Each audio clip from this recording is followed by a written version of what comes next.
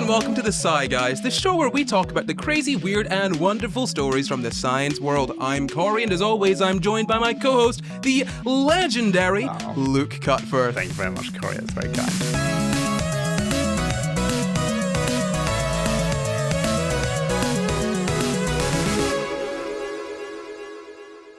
This week, we're talking about a cursed cosmonaut and forgetful fatherlands, but first, we have a wee review. When will we get a large review, Corey, huh? When we get more than 5 stars, Luke. So keep on trying. But actually, this one is quite a long review. I was going to cut it, but I'll read out the whole thing since you want it. And also, it's from Russia, which will be relevant to the episode. It says, help. This podcast is so good, I binge listened to all the... Maybe I should do it in a Russian accent. To all the episodes in about 2 months. When I started listening, there were already about 200 episodes. It's kind of weird it took me so long to discover the podcast since I've known about Luke for years, so it took me some time to catch up, but I was listening to basically all of my free time before going to sleep while cooking, eating, commuting, playing games. Jesus, that's more than I listened to this. I just couldn't stop, and now I'm suffering withdrawal. The podcast is so addictive you might actually forget to live. P.S.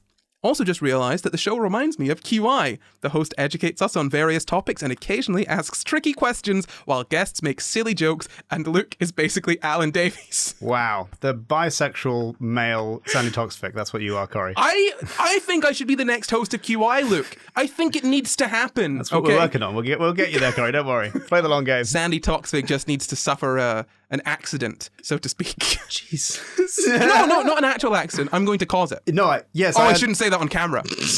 Anyway, Luke, what's the story for today? Oh no, that's my job. So I've got a question for you, Luke, and for everyone who's watching or listening. If you're listening, answer this on Spotify, or actually head to the YouTube comments and answer it there. The question is, do you want to go to space? I'm in space right now. No, you're not in space. You're not in space. I'm in space right now. Everything's in space. You know what I mean by space? Space is like, how far up is space? There is an answer to that. I think it's 1,500 kilometers. 100 kilometers. Divided by 10 and take away 50. In which order? To what I said. In that order. Very good. Okay, well, let us know. Not very good. Let us know your answer in the comments, or, staple it to a pigeon or something. I don't know. It's up to you. So this story today, I've already said it's about Russia, and I've already said it's kind of about space. Have you heard of the lost cosmonaut? Not the one that we did an episode on. The other one. Less lost, more forgotten. They knew where he was. Not the dog that we sent up to space and then let die. No. Or the chimp? You mean Laika? Yeah. No. We didn't let her die. We just killed her. Anyway, no. There's no death in this story. Well, there's actually quite a lot of death in one part of the story, but there's no death of anyone that we're talking about specifically. So, Sergey... It's a non-specific sort of cloud of death over the whole story. You're gonna feel so bad when you find out what this is. Sergei Konstantinovich Krikalev. I did try that out before. I'm going to do it again because I did have it. Sergei Konstantinovich Krikalev. He was a Russian cosmonaut, or rather I should say a Soviet cosmonaut, and I want to tell you a little bit about him and his life because it is quite interesting. Now, the title of this episode might be The Time-Traveling Astronaut, and that is true. We'll get to it later. But first, a little bit on Sergey. First off, he's really good looking. Do you have a picture? Yes, here it is for everyone who's watching. And Luke, wow. I'm not showing you. So hot. Goodness me. No, he is actually quite... I certainly would. He's a looker, man. Honestly, I'm not joking. He was born August 27th, 1958 in Leningrad in Russia, which was a member of the USSR at that point. It's now St. Petersburg, though. Oh. Look, from like the period around the sort of 90s was a lot of names changed in places in that region of the world, so I might use them interchangeably. Are you telling me that countries and places aren't real and are in a constant flow? Wow, Luke, good way to spoil the end of the episode. Is the end of the episode the collapse of the Soviet Union? No. It's about the middle. So he was a Russian cosmonaut. The word cosmonaut comes from the Greek cosmos, meaning world or universe, really. But if you think about it, it's back then, world was everything, and I find that really interesting. And then naut means sailor. It doesn't mean sailor in and of itself, but it comes from the Greek word for sailor. And if you want to know astronaut, astro, star. So star sailor, and cosmonaut is universe sailor. Star sailor is a way better word. I honestly think cosmonaut. I prefer cosmonaut to astronaut. Because astronauts don't do all near stars. It's a lie. Americans be, this is our astronaut. No, it's not. The Russians had it right, and you should have used their word for it. Okay? Yeah, there we go. He's married with one daughter. He enjoys swimming, skiing, cycling. It says aerobatic flying. And aerobatic flying. Aerobatic, as in aerobatic. Oh, okay. I don't know how, like, aerobics. So I guess aerobatic? I don't know. Flying, okay? I thought it was like flying with like spices. No, not aromatic flying. That's something slightly different. I suppose that would be getting high. We can call that getting high. No. Aromatic flying.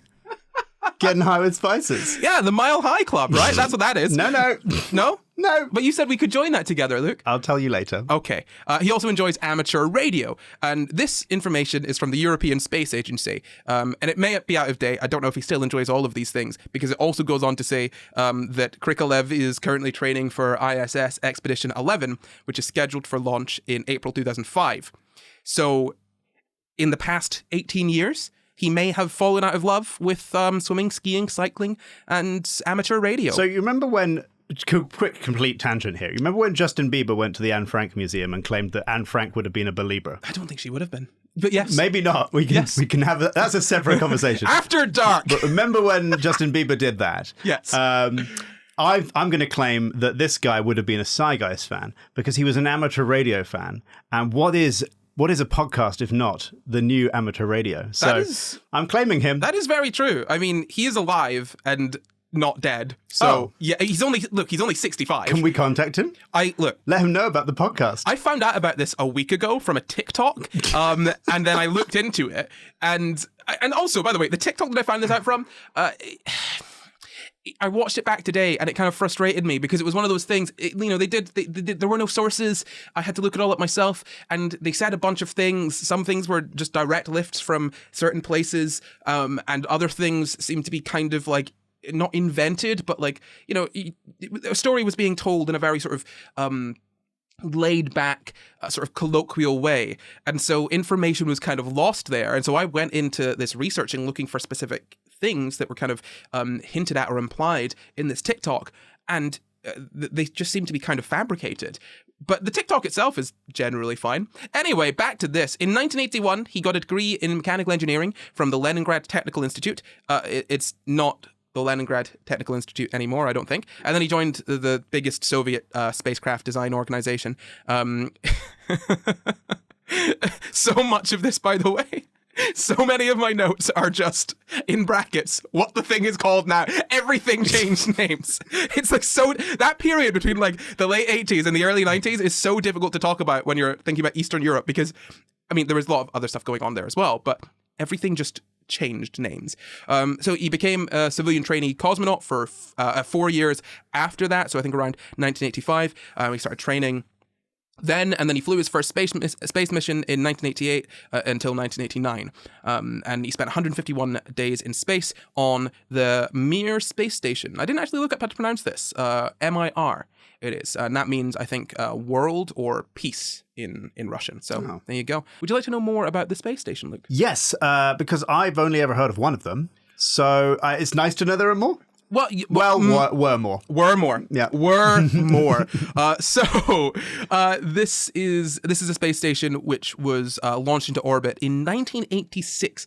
Now, can I just remind you that we put man on the moon 69, and in 1986 we're like, okay, space station. Actually, Space House. When was the first? 17 years later. I'm just Googling Yuri in space, and actually one of the first things to come up was anime, because Yuri is a type of anime that you don't, if you're under 18, don't look into it.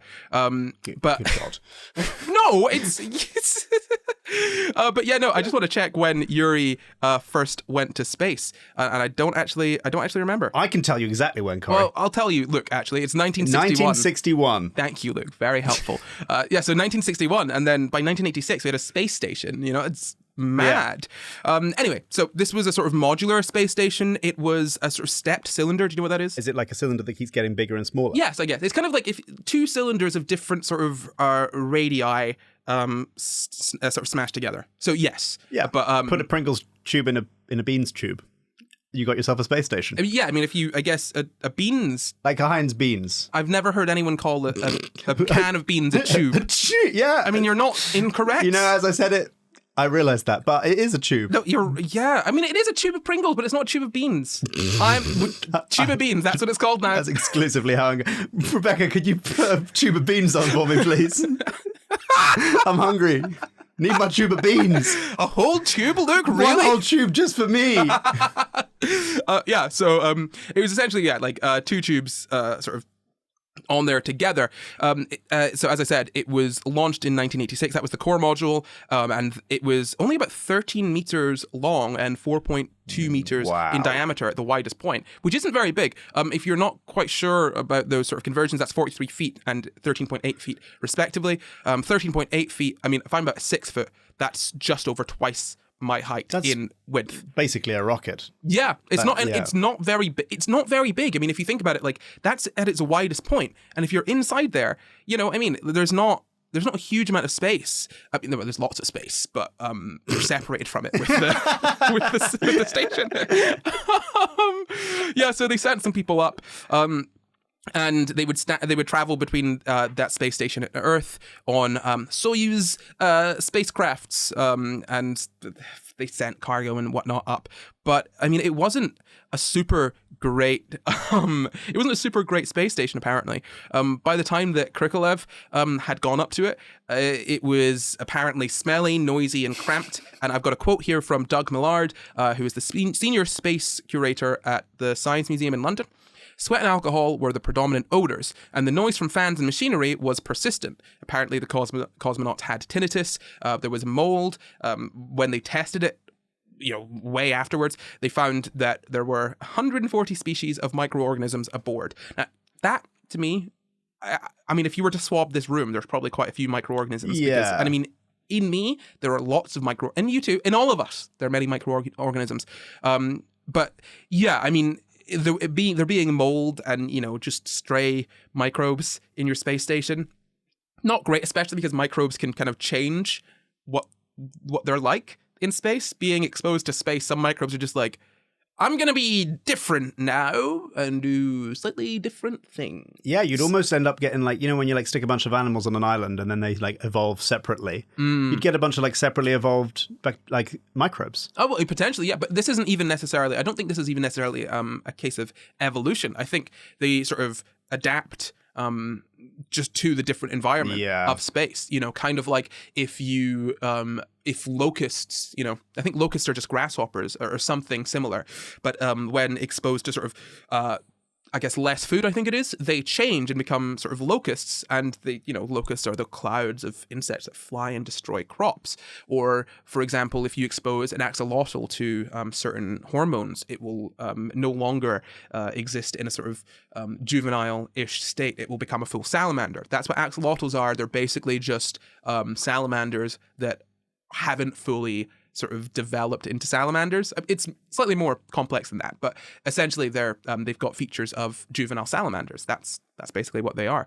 But yeah, going on with this, that is the Mir Space Station. You happy with all of that? Happy with all this? I'm thrilled. Was that the first space station, or was it not? The first space station was the Salyut in 1971. That also sounds Soviet. Yeah, but dude, the Soviets did. I mean, if you look at the list of sort of space achievements. So many Soviets, so many. And I'm not saying that in a bad way. I mean, they really pushed the frontiers there. They've got the top 3 sort of, I think, most collective time spent in space. I think all 3 of those are Soviets or Russians. Wow. And actually I think only one of the people in the top 10 is a woman. But still, that's not terribly bad. I was expecting there to be no women being there because the bar really has hit the floor. Yeah, of the smelly space station, dude. Yeah, no, and I mean, when I was saying I expect there to be no women because sexism exists, right? I'm not saying it's good that there's one woman. It's bad that there's only one woman, but there should be more. But again. So low, so very low. But yeah, I think in 2001, the Mir made a controlled re-entry, which, do you know what that basically means? It means that they blow it up, burn it up in the atmosphere? Yeah, the controlled re-entry means the orbit is decaying. Let it fall. So we'll make it fall. And on the way, let it burn. And make it land somewhere where it won't hurt lots of people. So it landed in the Pacific Ocean, and some pieces still survived. But yeah, no, Krikalev actually, he was part of that sort of mission to sort of remove it, bring it sort of down there. But yeah, it was only designed for a 5 years of use. But I mean, it lasted quite a while. 1996 to 1997, there were a lot of issues, but it stayed in service. And as I said, in 2001 is when it went down. And again, this was launched in 1986. So launched in 1986, only supposed to be like 5 years. 2001 is when it came down. It's quite a while. It's like our Voyager probe that we're like, that'll do something on the way out to like Jupiter or whatever. And then he's like, I've left the solar system and I'm still chatting to you. And we're like, okay, do this. And he's like, okay, I'll do that. Wait, which one was it that someone accidentally sent the wrong instructions? That's Voyager. Is that Voyager? So we've lost, yeah. I don't know the update as of right now, but at some point recently we lost contact with Voyager. Like the most amazing thing we have, which is like this object that was sent out to the edge of the solar, like outside the solar system, and like someone just like screwed up the messages and it turned away so that its basically its broadcasting antenna was not pointed at Earth anymore, but it is set up in such a way that it will eventually reorient. Yeah. But we've lost it for quite a while. That person's out there somewhere, and they're just like they're gonna have to live with that for the rest of their life. I pity you. I hope you're okay. Imagine going back into the office the next day. I mean, I think the person, like, you know, these are very high level people, and like this is a presumably, like, you know, not necessarily the easiest mistake to make, but it's not so incredibly difficult. Do you know what I mean? Like one wrong command, like this sort of stuff with space, like one wrong command, you send a jet slightly the wrong way, it's just gonna turn, right? So it, you know, not terribly difficult mistake to make, but also going into the office the next day, man, I would rip that person to shreds. Like, oh mate, who lost Voyager? You owe a bill for how many billions? I mean, look, the other day I accidentally bought a train ticket on the SCI GUYS card that I wasn't meant to buy on the SCI GUYS card, and I felt horrible texting Corey going, "Sorry, I'll put that £20 back in." Imagine if I had to go, "Sorry, I've sent the wrong information to Voyager." I lost Voyager. The most famous. If you text me that, I'd be like, "Look, who gave you the controls to Voyager, huh?" Yeah, it's really not my fault, is it? Who gave me a bank card for SCI GUYS? Also, can I point out to anyone watching or listening, Luke messaged to apologize for buying a train ticket on the SCI GUYS account, and then found out he hadn't actually bought it on the SCI GUYS account. Yes, that is true. I thought that was a boring extra piece of our story, but no, I bought it from another one of my accounts that I shouldn't have bought it from. So thanks for outing me, Corey. Yeah, so that's the Mir Space Station. That's where he was. A cramped, sort of decrepit station. He was up there. So let's talk about the dissolution of the Soviet Union before we get into the actual story here, because this is some very important backdrop. Now, January 1st, 1991, the Soviet Union was the largest country in the world, apparently. It covered, goodness me. By landmass, I assume, as opposed to population. 22,400,000 square kilometers. Wow. Yeah, so it took up about a sixth of the land surface of the Earth. Yeah, so I think it's biggest by number, like space that it takes up. That's one hell of a total war game. Right. Like you had all that territory. That's amazing. They're doing very well. There's a lot of it's uninhabitable, but still, you're doing well. Having a lot of uninhabitable land makes it harder for people to, invade, I suppose. And easier to exile people too. Not what I'd be thinking about when running a country, Luke, but thank you for your input. So the population was over 290 million, apparently. 100 different nationalities living there. And I am going to be honest, as we've said on this podcast before, I'm not a history guy, I know some history here and there, but like I don't really dig into a lot of this stuff. If you were to ask me, Corey, who was a part of the Soviet Union, I'd be like, I've got, based on vibes. Yeah. I can generally, but looking at this, it was about the 26th of December 1991, or the 25th of December 1991, or the 31st of December 1991 that it dissolved. I have seen those three dates in multiple different places. I think the 25th, the sort of head of the Soviet Union was like, "I'm stepping down," but he'd also been basically kind of like kidnapped and held hostage for a while along with his family. And the 26th may have been when it like officially the 26th or the 31st may have been when it sort of officially was dissolved. I don't know. Basically, between that weird period, that weird period between Christmas and New Year where like time isn't real, that's when the Soviet Union dissolved. Why don't we have a 12 days of the collapse of the Soviet Union? On the first day of the collapse of the Soviet Union, one of these guys was held hostage by his family. No, by his family. With his family. With his family. Okay, I got that wrong. By the other heads of, yeah. I see. Yeah, that makes more sense. And I guess we probably don't sing songs about it because it would be quite insensitive, you know, like what you just did. Well, there. I'm very sorry. Don't apologize to me. Apologize to the former Soviet states. I'm very sorry, former Soviet states. And all the people living in them. And all the people living in them. And you owe them £100 each. I owe you 100 Soviet currency each. Oh, that's quite lucky, because there was some inflation. We'll get to that, though. So, tens of thousands of nuclear weapons, apparently, which that's more than you need. I think you need about five. One big one. We'll probably do it. Yeah. So, anyway, actually, I think the optimal number of nukes is 0 planet-wide. That'd be great. Maybe 1, just in case of aliens, like an Independence Day kind of situation, or, Avengers kind of situation. But that's beside the point. So, 15 independent countries replaced the Soviet Union. That's a weird way of saying that. They were part of the Soviet Union and it broke up into these 15 countries. Do you know any of the countries, Luke? Yes. Ukraine? Yes. Poland? No. Damn it. Czechoslovakia? Well, no. Russia? Yes. Great. Can I just say, the fact that it took you so long to get to Russia. I thought that one was obvious. Yeah, I thought so too, but evidently not. God, what are the other former Soviet states? That one that's helping Putin at the moment. Would you like me to just run through them? Please, yeah, put me out of my misery. So again, this is just a list that I got from Britannica. Luke and I know almost next to nothing about geography and history because we're very laser focused on knowing not very much about science. So that takes up a lot of our time. So takes a lot of time to not know this much about science. So Armenia, Azerbaijan, Belarus, Estonia, Georgia, Kazakhstan, Kyrgyzstan, Latvia, Lithuania, Moldova, Russia, Tajikistan, Turkmenistan, Ukraine, and Uzbekistan. I looked up how to pronounce those. So tell me I did it wrong. I dare you. I probably did. Ding-a-ling-ling.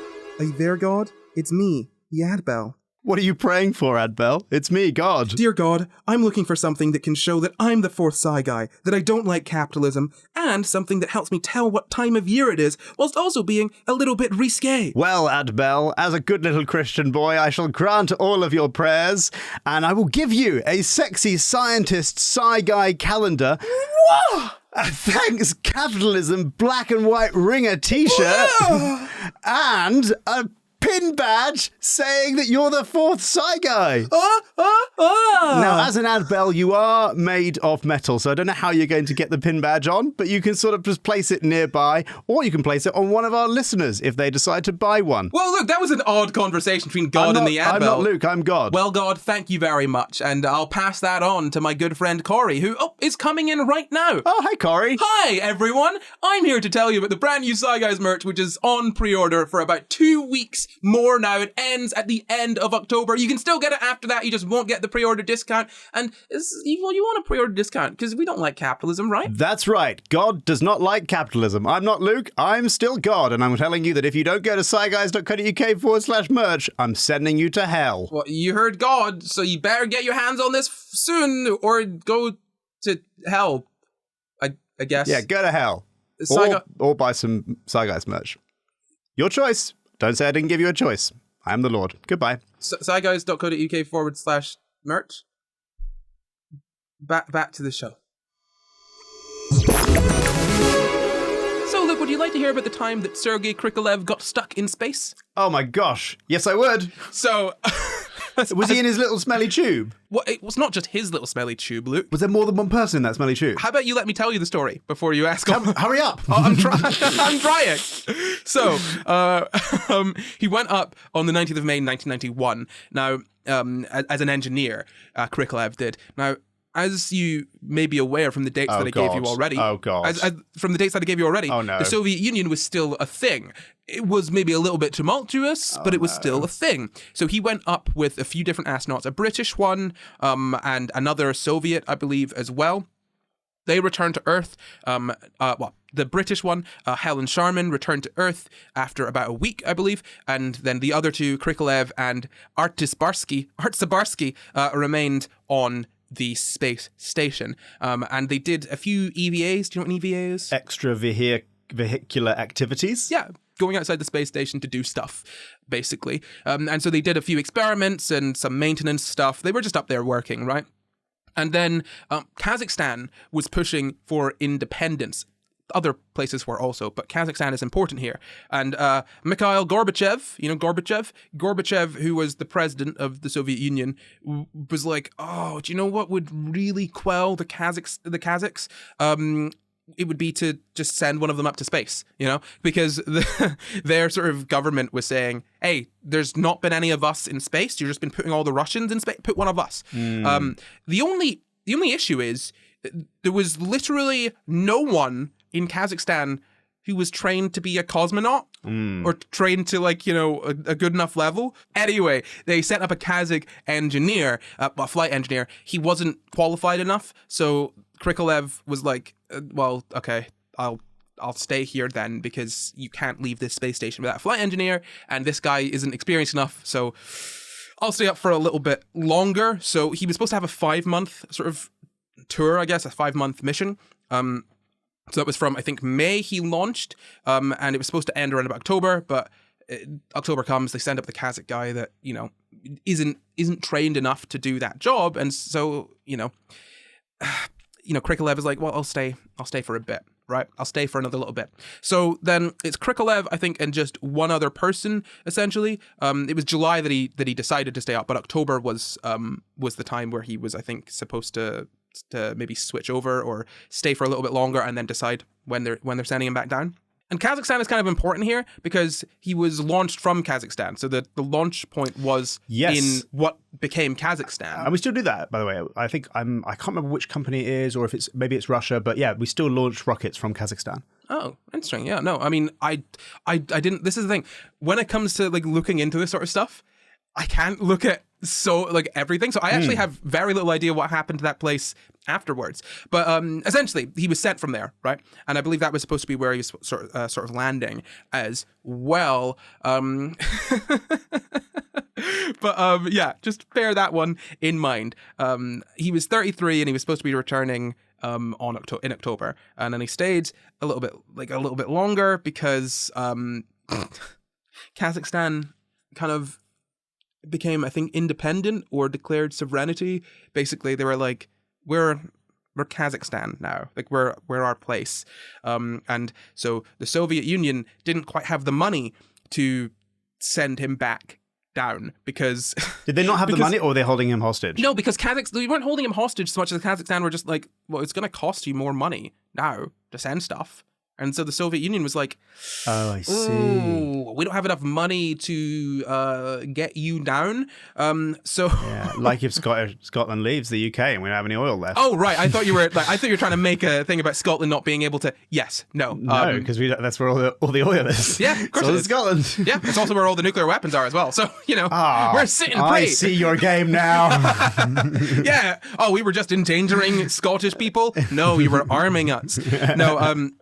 So that was the sort of situation there. He was like stuck up in space. He didn't know what was going to happen. He kept on asking, and they were like, well, another month. We need to get the money in. We need to get the money in. Essentially, it's kind of like one of those situations when you're working, in, say, a restaurant or, in the service industry or whatever, and you just get kept on because it's busy. They're like, oh, but we need the staff. And you're like, yeah, but I was supposed to finish like a few hours. No, come on. This person's off ill today, so we need you to stay later. And you're like, how is my 6-hour shift turned into 12 hours, Except this was 5 months turned into much longer. So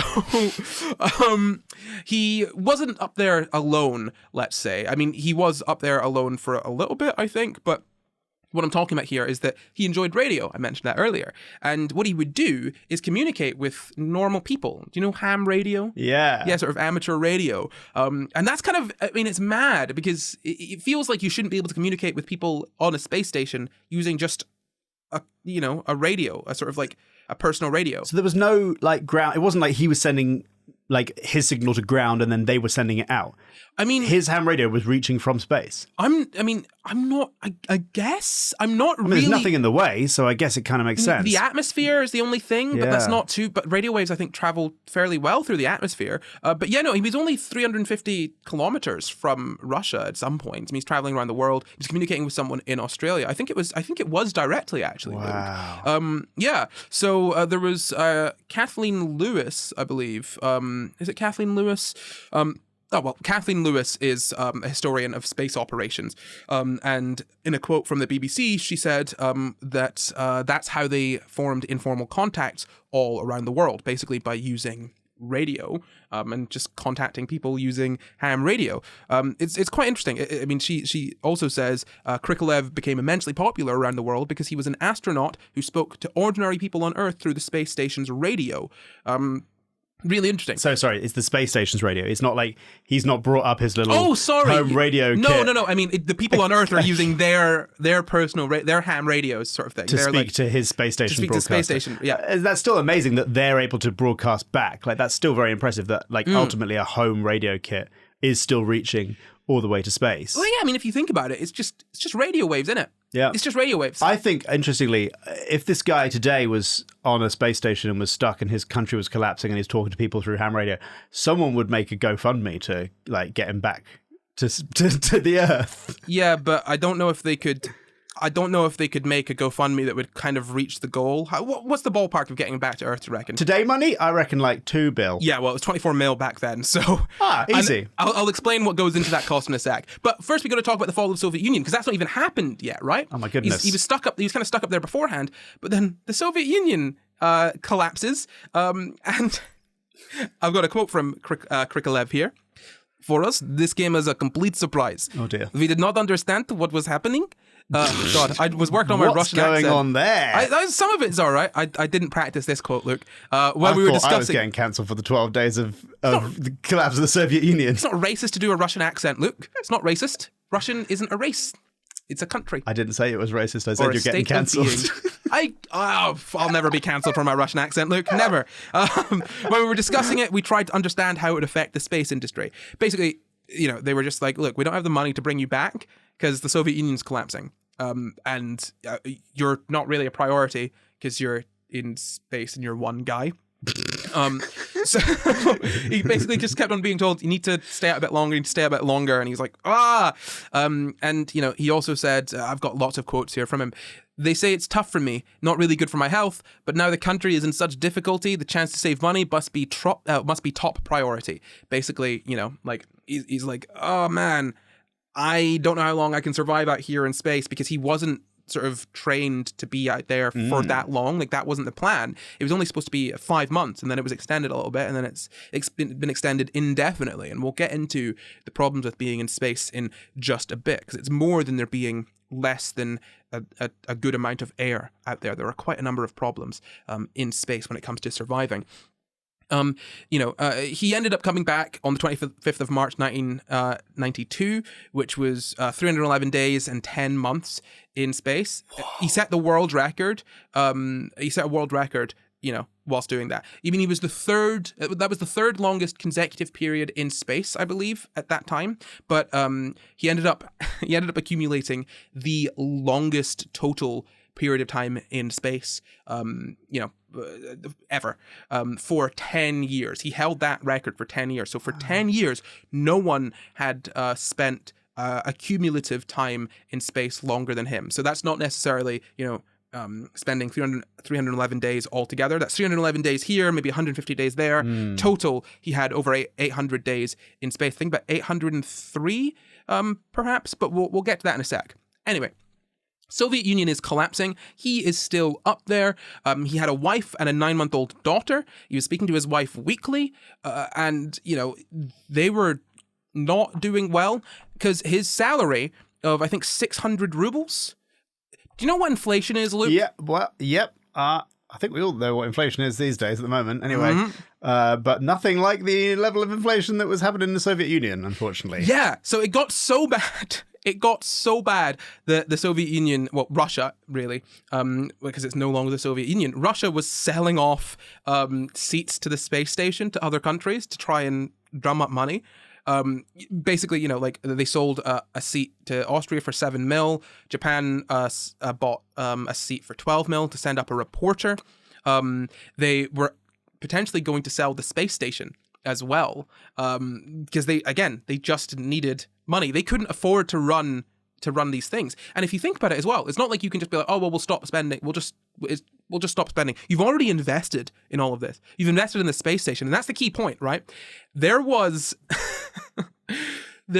a way for him to get back home. There was a sort of module that he could get into, and it could be released, and he could come back down to Earth. Couple issues there. One, it's not really a country for him to land in, because the landing point is Kazakhstan now. They're not super friendly with Russia because, Soviet Union collapsed. Things are going nuts. And also, there would be no one on the space station, and so it would essentially be just leaving that to rot. I mean, like, they need someone up there to maintain the space station.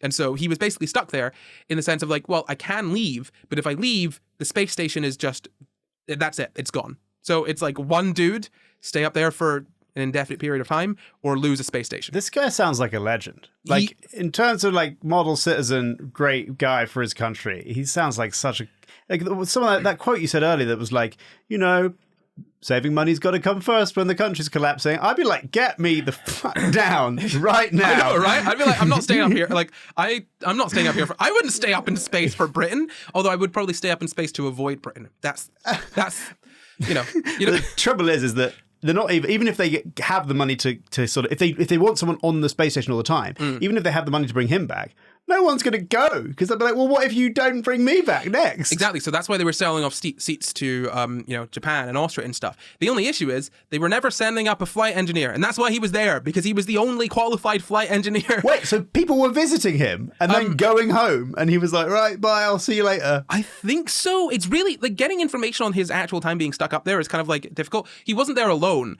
the entire time. No, there were like others there. But anyway, so they were selling off seats and stuff.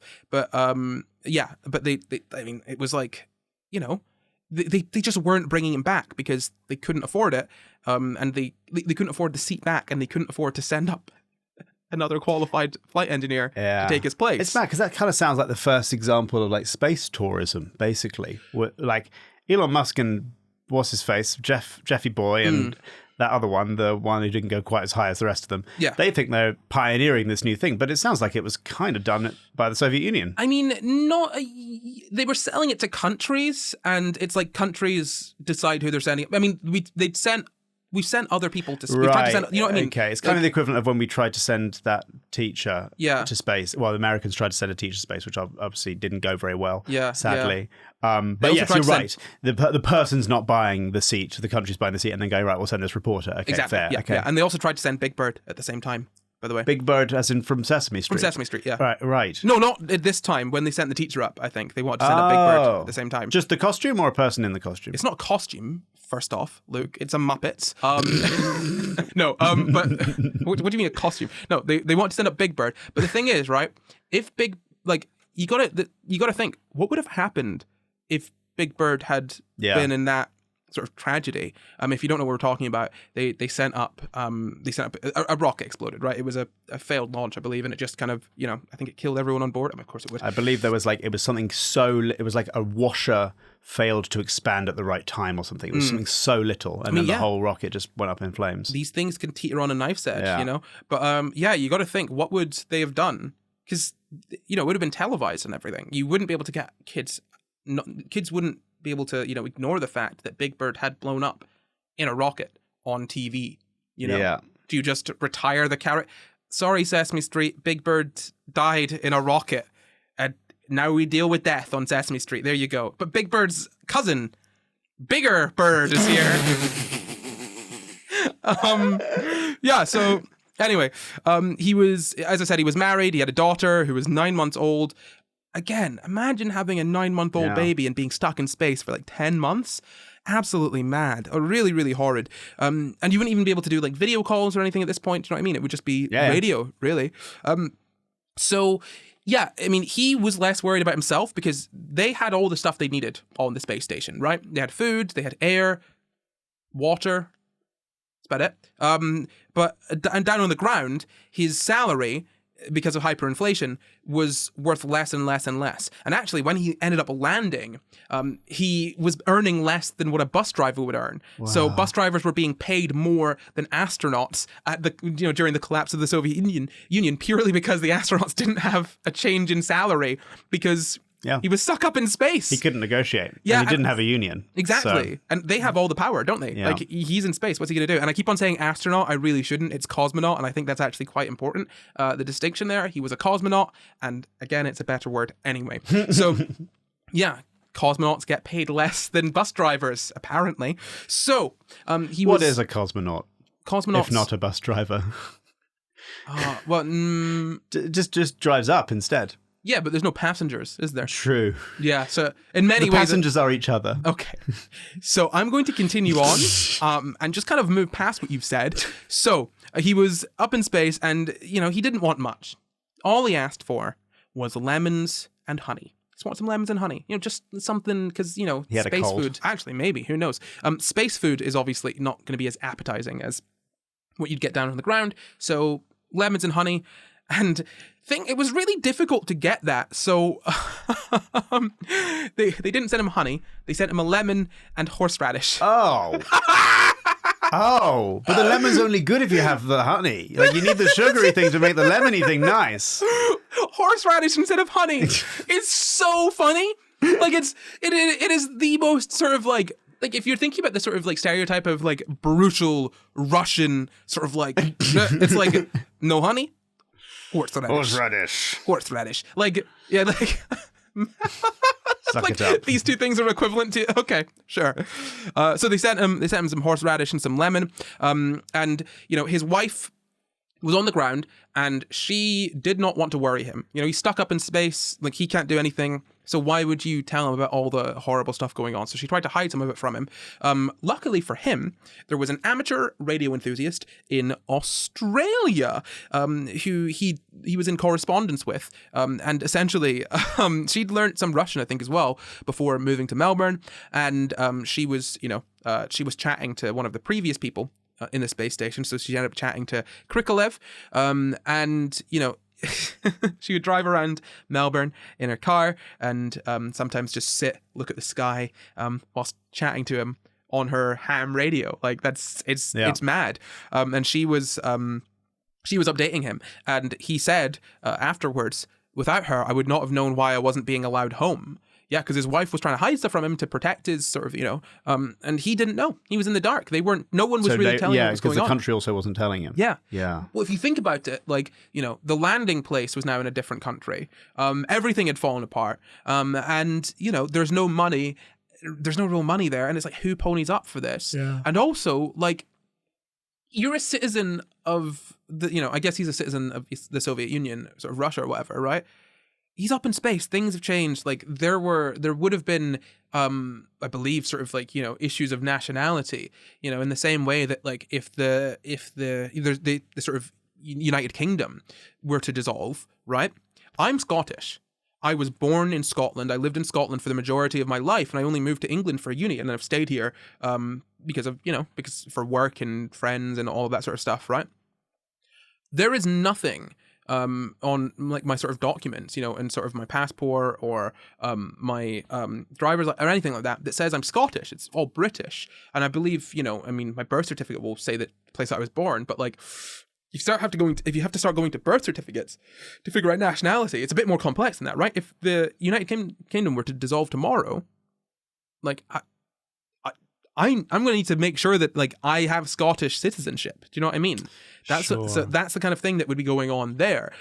It's not quite, and if you think about it, it could be more difficult, right? What if you were born in England, but both your parents are Scottish, and you lived in Scotland for a bit, then you live in England again, but you feel you're Scottish. You want that Scottish nationality. Like, how do you determine who goes where, who gets what, right? Yeah. And that's all happening, and he's in space. It's a strange one though, because it feels like the kind of thing, like, because when you have inflation, one of the things happening in inflation, there's a few things going on, but one of the things is just general confidence in your currency, right?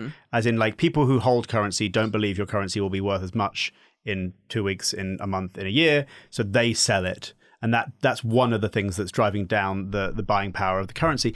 And it kind of feels like rescuing your dude from space would be one of the things you might do as a country to sort of, like, kind of reassure everyone that everything's still fine and the economy is still going and the government still has control over things. Obviously, it doesn't actually mean that, but so much about economic policy is, like, I don't think they'd ever want to admit it, but it's about perception of it. It's not necessarily about is that fact. Is that why, like, soft power is important then? Like, like sports and stuff, like making a country seem stronger and better. Does that come into it? I don't. Yeah, I don't know if there's anything about kind of like a country seeming strong because of doing well at sport. I've always seen sport as, like, almost like a peacetime version of war. Like, you're kind of testing, like, which country can produce the strongest person in this specific way, and which person can produce the fastest person in this sort of way, which person can produce the most accurate person in this sort of way. It's sort of like war, but like fun war, like peacetime war.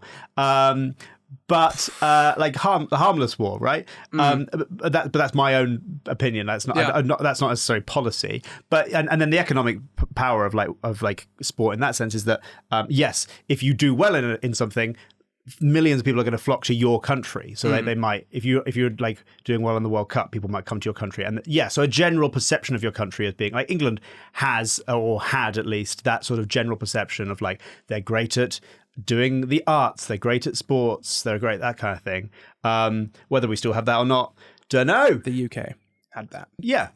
No, I'm just correcting you, Luke, talking about England when Wales, Northern Ireland and Scotland all exist. Yeah. Little Anglo-centric. Well, I don't know what the perception. You don't know. Like, you don't know. Okay, so we're gonna move on before you try and slander any of the rest of the countries in the the UK. I was gonna say the UK Union. I couldn't figure out what it was called. I'm so used to saying the Soviet Union now. I'm like, what are we? The Kingdom Union? Doesn't matter. Anyway. Back to this, right? Back to this. So I don't know what just happened. He was stuck up at what you were being racist towards Scottish people. I just don't know what people from other countries, how they attribute it, whether they attribute it as an English thing or as a British thing. I don't know. Americans will absolutely call it all English, but they tend to not understand the difference between the UK, Britain, England. Like, I imagine they kind of all just wrap up all that kind of, like, nonsense as, like, with England, because it's like the Queen of England and like all that kind of stuff. It's all like, or the King of England. England, yes. Well, yes. Kingland. Right, new name.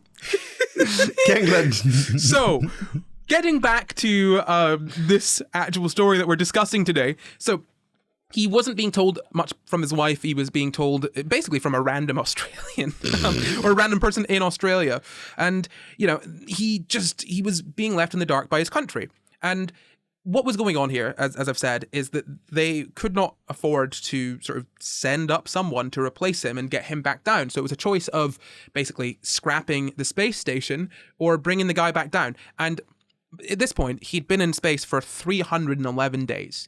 Way longer than he was supposed to, and dear me, it was rough on him, right? So what ended up happening is Germany, I believe, ended up paying 24 mil to get a ticket for someone to replace him. Klaus Dietrich Flade.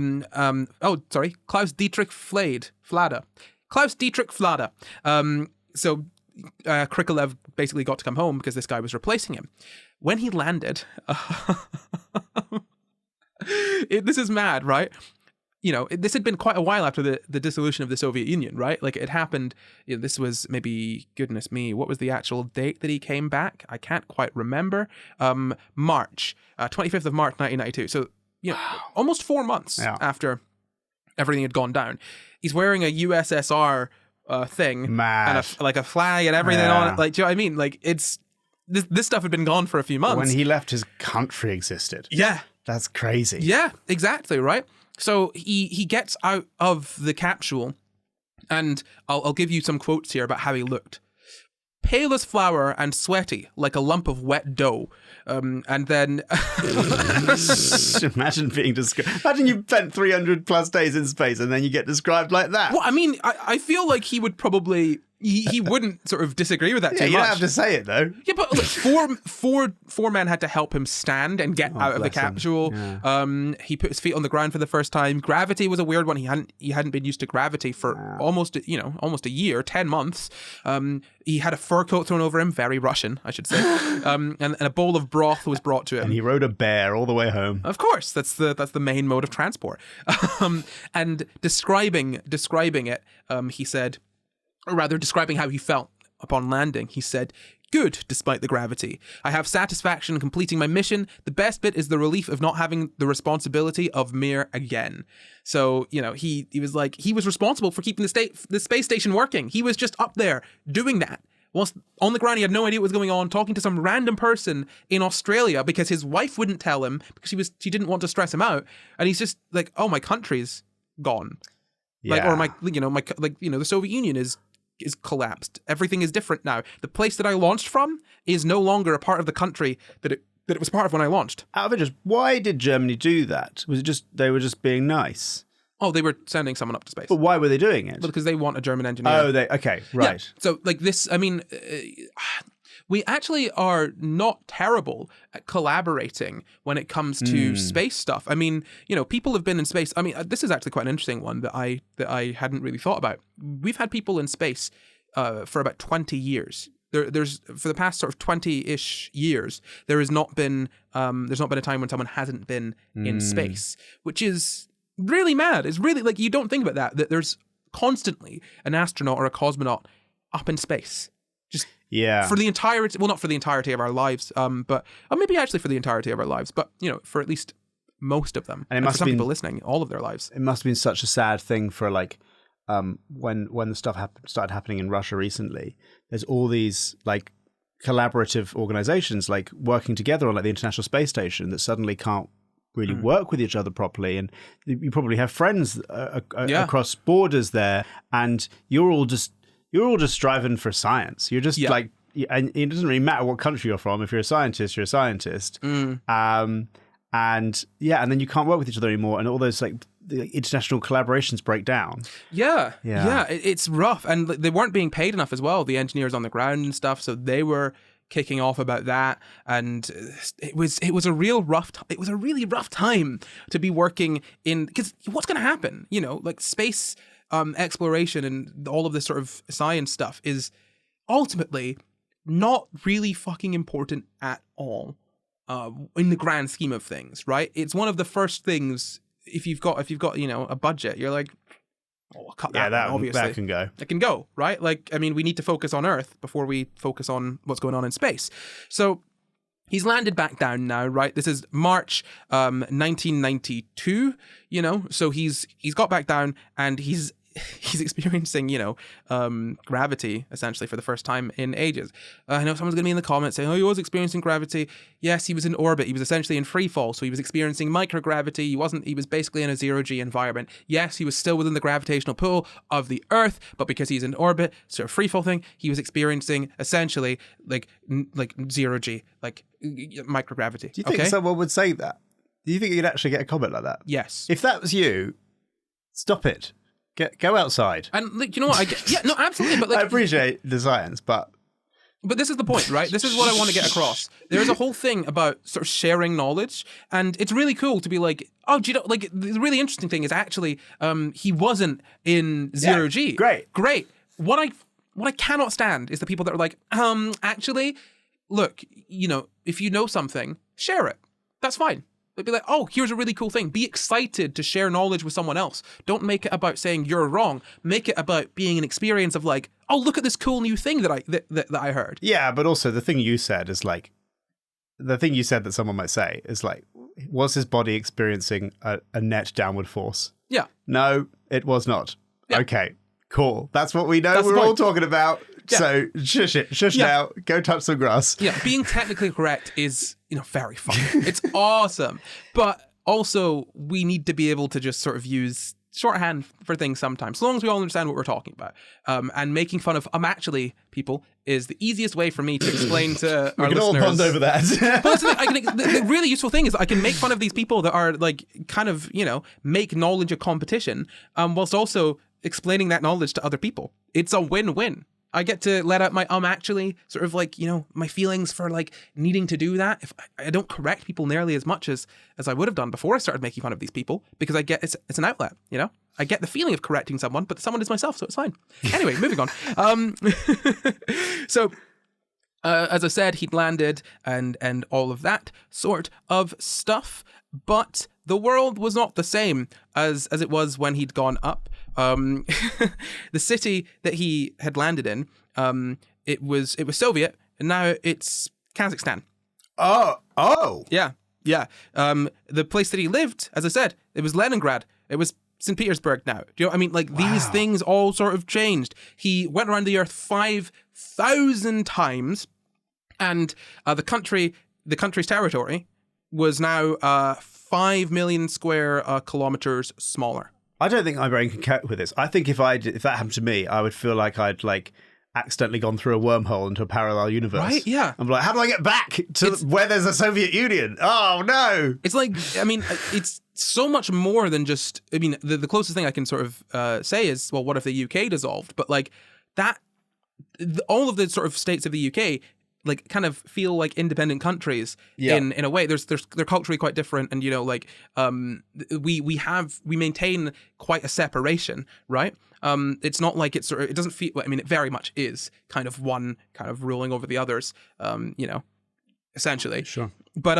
it's made to not feel that way, So it's not even necessarily comparable to the Soviet Union collapsing, and especially because the UK is tiny, so tiny, and all these different cultures, whilst we are kind of like sort of distinct culturally, they're not that different, right? Bear in mind, there were, I think, 100 different nationalities, sort of, or 100 different sort of like, living in the Soviet Union. So it spreads from like sort of Eastern Europe into sort of Asia. It's massive. So many different groups of people, so much.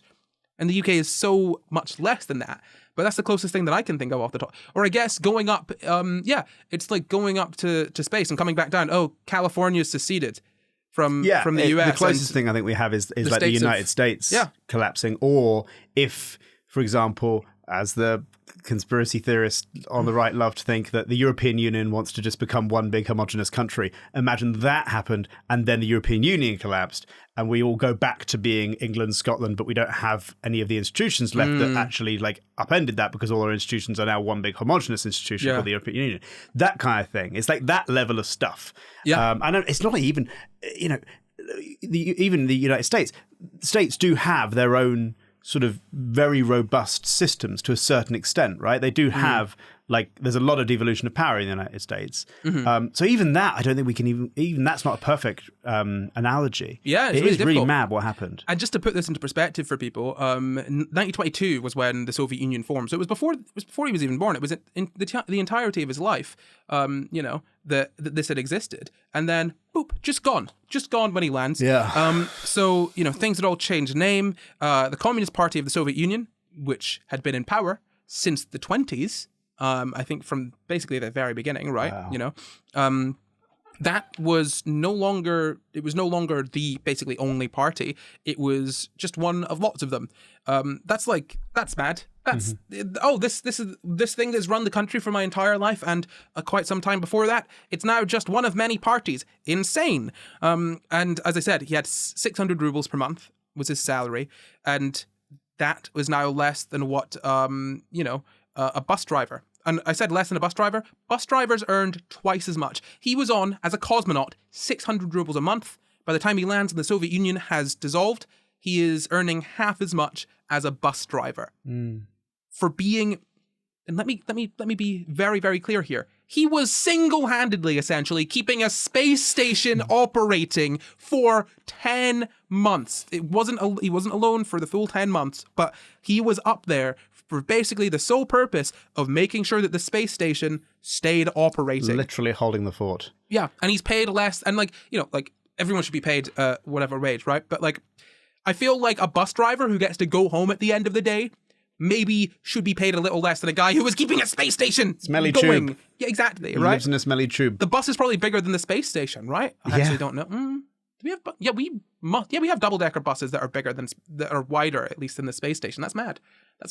That's insane. Anyway, pay people fair wages. So, there's another quote from him. The change is not that radical. I lived on a territory of Russia while the republics were united into the Soviet Union. Now I've returned to Russia, which is part of the Commonwealth of Independent States. So it's not a huge change for him necessarily, but it still is, it still is a big change. He dealt with it pretty well, which is good. I mean, they choose the right people to be cosmonauts, evidently. This guy sounds like a legend. I really like him. He's really cool. I've watched a few of his interviews and stuff. You should definitely check them out. Linked below. He seems like an interesting guy. But yeah, he is the third longest sort of number of days in space. Second is Yuri Malenchenko, and first is Gennady Padalka. So third longest. He held the world record for the longest total time spent in space for 10 years. 803 days, 9 hours, and 42 minutes. And I said that he was a time traveler. That is true.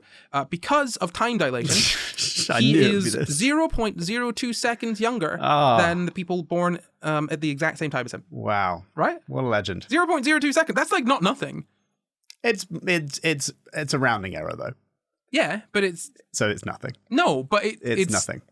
Okay, right. But what I mean is that, how to put it? It is an understandable length of time. 0.02 seconds, an understandable length of time. Yeah, not one that we can measure ourselves, but one that we can understand conceptually. I don't think I can. You can't understand it's a second. Yeah. Right. Now imagine that. Yeah. Go on. Divided by 500. And then divided by 10 again. Yeah. And then twice that. Yeah. Yeah. Understand, right? You know what? You convinced me. But still, you spend 800 days in space and you get 0.02 seconds younger. That's not bad. Well, yeah, swings and roundabouts, isn't it? No, yeah, you're right. I mean, I can comprehend a 50th of a second more than I can comprehend 500th of a second. So I take it all back, Corey. Should we talk about the dangers of being in space? Yes. So one of the first ones, radiation. Now, you understand that, there's a radiation. It's not good for you. Our planet kind of protects us in the sense that we've got a magnetic field and the atmosphere, and that deflects a lot of the radiation. I mean, you get sunburn. That's radiation damage. It's UV radiation messing up your skin. But, being in space, it's quite a bit worse. So we get exposed to low levels of radiation all the time. There's a little bit of radiation in bananas. There's a little bit of radiation, I guess radiation is it's a very broad word, right? But yeah, I mean, we get exposed to radiation pretty much all the time. Even without taking into account, sort of X-rays and medical stuff, there's granite as well, right? Is that not there you go. So we get exposed to radiation. We're able to deal with it a little bit, right? Now, in space, there is less atmosphere. Some would argue none. But more tube, to be fair. Depends. I have plenty of tube of beans downstairs, so you can hide inside of them. Maybe depending on how many you have. Now you get exposed to more radiation in space. There are cosmic rays. And radiation from the sun, so solar energetic particles, and then also stuff from particles trapped in Earth's magnetic field.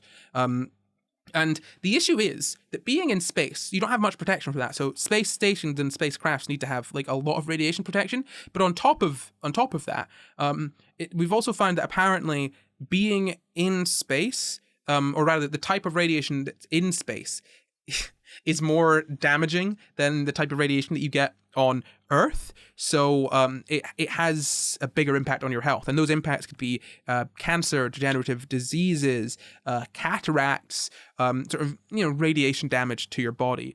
That's just one thing. There's also gravity. So because you're not experiencing gravity, essentially, you're constantly having to hold, right now we're sitting up, right? We're sat on something, but we're sitting up. I'm having to expend energy to keep my body up, right? I'm using my muscles and my bones to hold all of this upright. And that's going against gravity, right? I am essentially providing a force to stop myself from coming down, kind of all the time, essentially, right? If you want to think about it that way. Now, that's a kind of constant exertion that you obviously don't really think about, right? Generally, most people wouldn't. But when you're in space and you don't have that, you're working less, essentially. Your muscles don't need to do as much work because you can just float around, moving in a gravity in like a sort of gravity environment like the Earth, right? If you're walking, you've got to walk and constantly keep yourself up and push against the ground to propel yourselves forward, and you can't just push once and continue going because there's there's friction. You've got to like continue to use that force to move yourself forwards. If you are in like a basically 0G environment, push something and you're gonna keep on just kind of floating, right? You don't need to expend nearly as much energy consciously or just sort of like unconsciously just from sitting up. So what that ends up doing, it means that your bones start to lose density, and there are other reasons that sort of all these things happen as well, not just the sort of lack of strength, but your muscles will sort of start to lose you lose muscle mass. Your bones lose about 1% to 1.5% of mineral density per month during spaceflight. Apparently, while you can't necessarily get back all of that sort of density, it doesn't increase your risk for fracture, having that lower density. Interesting. Also, as in after rehabilitation, even though you haven't regained the density, like but you might not, that doesn't, at that point, your risk of fracture isn't necessarily higher. I don't know why. That's just what NASA said. That sounds like it doesn't make any sense, but I trust NASA. Exactly. But so, you've got to do an exercise routine, have a proper diet, otherwise you'll lose muscle mass. Also, gravity, if you think about it, is down pretty much all the time, right? And that means that your body has to do work to keep stuff up. So the fluids that are in your body start to migrate up towards the top of your body. That can cause issues with your vision. If you don't do stuff against it, you could get kidney stones because of dehydration because the fluids are moving up, and more calcium, being excreted from your bones. Dude, it is like actually mad. It's one of these things you don't think about, that your body's constantly having to, keep fluids coming up. I don't understand why we haven't made those spinning space stations yet. They're in all the movies and they do work. It's not fake science. Yeah, it's one of those forces that doesn't technically exist. Is it centrifugal force? Yeah. And oh God, I really hate having to describe this. So basically, imagine you're spinning a ball on a string and you're just spinning it out, and there's the string, you're spinning it around your head, and the string stays taut, right? It doesn't fall back in towards you as long as you keep spinning it.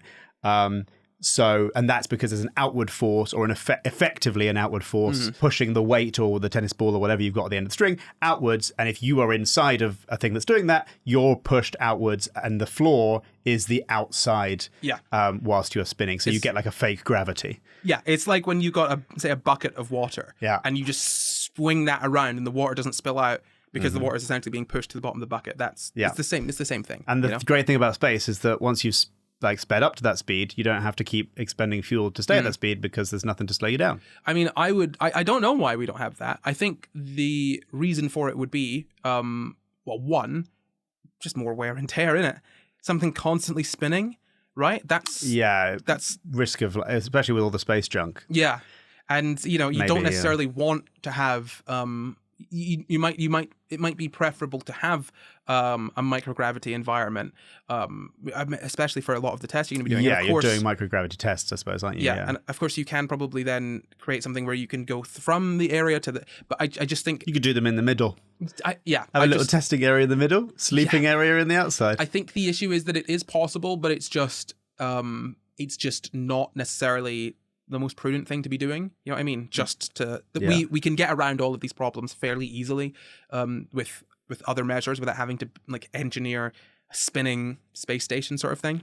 Looks cool though. It does look really cool. But that is more or less it for him. So that's the sort of the other danger of being in space as well. There's many, but being in a closed environment, microbes can, as I said, can adapt to space and be sort of changed differently. So they can also transfer from person to person more easily. And if you're stressed, your immune system is kind of changed, and you are under constant stress in space, obviously. So you could it literally could make you more allergic to things or more susceptible to different illnesses. And that's kind of the dangers of it. But quickly, just to get back to God. I'm really struggling with his name, and I don't know why. Krikalev. There's so many different ways of writing it because it's being written. It's a Russian name, so it's being like sort of transliterated into English. But anyway, you might think that was him done in space. Oh no! Did he go back? He went right back into training. What a legend! And he was the first Russian cosmonaut to be on an American spacecraft. He flew a mission in 1994, which is only 2 years after he came back down. He went to space for the fourth time in 98, and he went for a fifth time. He went to space quite a few more times. Then he became the head of a sort of training thing for cosmonauts. And I think he was in 2007. He was the vice president of manned flights at Energia, and gosh, he did a lot of stuff, right? And I think he might still be working. Although he's 65 now, so he may have retired. It's hard to find sort of like current information on him. They did a few interviews with him a few years ago because if you might recall, there were some people on the ISS who were kind of stranded in space for a while because there was a fluid leak. There was an issue, and he was part of the team that coordinated bringing them down. So Russia basically sent up a craft to bring these people down, and he was part of that, sort of saving the ISS. And just a fun fact, I kind of mentioned this earlier. Russia, the US, Canada, Japan, and everyone that's part of the European Space Agency have basically all together have had at least one person in space consistently since the 31st of October 2000. And that means that from the 31st of October 2000, there's been someone in space, for that entire time. So, by the end of October, I think the month this comes out, it'll be about 23 years, I think, that we've had someone consistently. Like we've had someone, at least one person in space. That's quite a streak. Yeah, it's mad. It's really cool. And I just want to end it with a quote from our lost astronaut, or forgotten astronaut, shall we say, or forgotten cosmonaut, more correctly. I remember from my first flight, when you look down, it is a little more difficult to find things on the surface. I practiced this. It was so good earlier. When you do it on the map, you have borders, and they start to use borders as a landmark. But in space, you have no borders. You have only natural rivers, mountains, beaches, forests. Beaches? or something like that. You start to understand that in many cases, our separation on Earth is more artificial. We are living on the same surface. When you see a forest fire, you see that smoke is going sometimes for hundreds of kilometers. They all cross borders. There is no wall on this border. If you have disaster on one side, it can easily spread on another side. If you have flooding, it floods an area not looking at the border between different regions or different countries. You start to see that we are more united. You can hear him say that himself, linked below in an interview. I didn't want to put it in here because of rights or whatnot. But essentially, I love this quote. It's what you were saying up at the start, that countries don't exist. And he says basically that, countries don't exist. I was up there and I struggled to understand what I was seeing because we're so used to seeing things with borders and using borders as a way of understanding the world. But if you're in space, you're looking at the actual planet. There are no borders. The divisions of countries mean nothing. A forest fire doesn't care. This is Canada now. No, doesn't matter. And I think we need to send fire to jail. Needs to start respecting borders. I was going to say we need to send world leaders to space.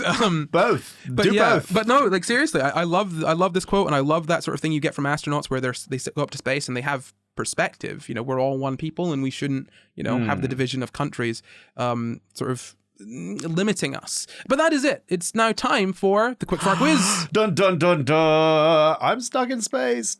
Bring me back. Edition. Luke in space. And the rules for the quickfire quiz are the same as always. I'll ask one question. That's one question between you and the audience. The first person to answer the question after finished asking the question wins. What do they win, Luke? They win a little trip to space for an indeterminate amount of time. Look, we really don't have the money for that. We don't have 27 mil lying around, and that's in 1990s money. Do a GoFundMe. We'll do a GoFundMe to send someone to space. Okay. And my question for you is, when did the Soviet Union dissolve? 1991. More specifically. October. Wrong. It November. No. Diciembre. No. Yes. Yeah. Ding, ding, ding. That is correct. Well done. Well, I think that is all from us, but before we go, we'd like to thank all of our patrons with an extra special thank you to executive producers Denito and Glitchrabbit, and thank you for watching. You can find the full references for this episode down in the description. Subscribe for new episodes every Sunday, and why not leave us a nice wee comment? You can support the pod at patreon.com/SciGuys, or you can find and contact us at SciGuysPod on Twitter, Facebook, Instagram, YouTube, and at SciGuys on TikTok too. Or you can send us an email at SciGuysPod@gmail.com. That's SciGuysPod@gmail.com, SciGuysPod at gmail.com. You can follow me at NotCorey everywhere. You can follow me at Luke Copforth everywhere. Bye. Ciao.